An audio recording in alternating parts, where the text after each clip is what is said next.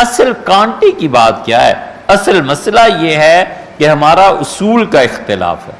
ہمارے اصول کا اختلاف یہ ہے کہ ہم صحابہ کرام رضی اللہ عنہم کو اور خلافت راشدہ کو اور تابعین کو اور تبع تابعین کو اگر ان کی روایت باقی روایات سے نہیں ٹکراتی تو حجت اور دلیل مانتے ہیں، اس سے مسئلے کو ثابت کرتے ہیں.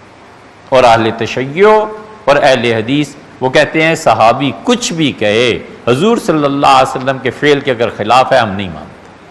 وہ کہتے ہیں صحابی کا قول حجت نہیں. تابعی دور کی بات ہے نا، ہم صحابہ کرام رضی اللہ عنہ کی بات کو بھی نہیں مانیں گے. ہم کہتے ہیں حضور صلی اللہ علیہ وسلم سے اگر ان کی کوئی بات ٹکراتی ہے ہم صحابہ رضی اللہ عنہ کے مانیں گے، حضور صلی اللہ علیہ وسلم کی بات چھوڑ دیں.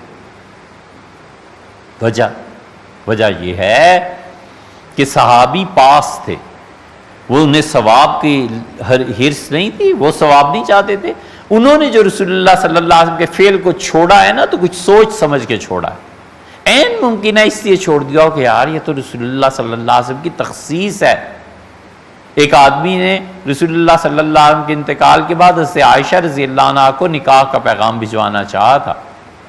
کسی نے سمجھایا کہ حضور صلی اللہ علیہ وسلم کی خصوصیت ہے، شادی ان کی خصوصیت ہے، اسے نہیں کیا.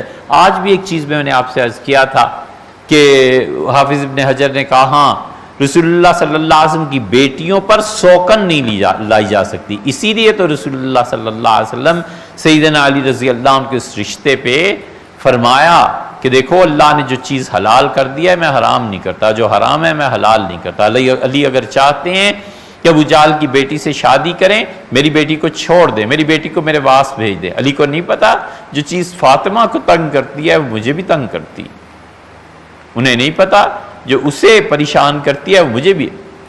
یہ ساری باتیں کل گزر چکی. حضور صلی اللہ علیہ وسلم کی بیٹیوں پہ سوکن نہیں آ سکتی تھی. یہ جواب ہے ان تمام انگریز مستشرقین، ان لوگوں کا جو رسول اللہ صلی اللہ علیہ وسلم پہ اس معاملے میں بھی اعتراض کرتے ہیں، کہتے ہیں اپنی تو اتنی شادیاں کر لیں کچھ نہیں، اور اپنی بیٹی پہ معاذ اللہ استغفر اللہ نقل کفر نہ باشد، اپنی بیٹی پہ سوکن آنے لگی تو علی طلاق دے دے. بھی آپ نے اب خود بھی تو اتنی کی ہے نا، علی کو کیوں اجازت نہیں تھی؟ یہ جواب ان کے لیے کہ رسول اللہ صلی اللہ علیہ وسلم کی بیٹیوں کی خصوصیت. اس لیے ہم کہتے ہیں کہ صحابی نے رسول اللہ صلی اللہ علیہ وسلم کو دیکھا ہے، اس کے باوجود عمل نہیں کرتا. جب عمل نہیں کرتا تو کچھ تو سوچا ہوگا نا کہ کیوں رسول اللہ صلی اللہ علیہ وسلم کا فعل چھوڑ رہا ہے. یقیناً اسے کچھ نہ کچھ معلوم ہوگا. بس ہم اس پہ اعتماد کرتے ہیں، ہم کہتے ہیں اس حدیث صحیح ہے، ٹھیک ہے اسے چھوڑ دو اور صحابی رضی اللہ عنہ کی بات پہ عمل کرو، کیونکہ اگر ثواب اس حدیث پہ عمل کرنے میں زیادہ ہوتا تو وہ صحابی رضی اللہ عنہ خود ہی نہ عمل کر لیتے. یہ بنیاد. اس لیے جو فرمایا ہے کہ عورتوں اور مردوں کی نماز میں فرق ہے، یہ فرق اس اصول کے تحت ہے کہ شیعہ اور اہل حدیث یہ دونوں نہیں مانتے صحابہ کرام رضی اللہ عنہ کو. ہم کہتے ہیں صحابہ رضی اللہ عنہ تو بہت بڑے تھے، تابعی اور تبع تابعی بات کرو بھئی، ان کی بھی ہم مانتے ہیں. اگر آدمی سچا ہے نا کوئی حرج نہیں، اس سے دین میں وسعت پیدا ہوتی ہے، اس سے دین میں فتوے مختلف ہوتے ہیں. اللہ کا شکر ہے ہر ایک کو موقع ملتا ہے عمل کرنے کا.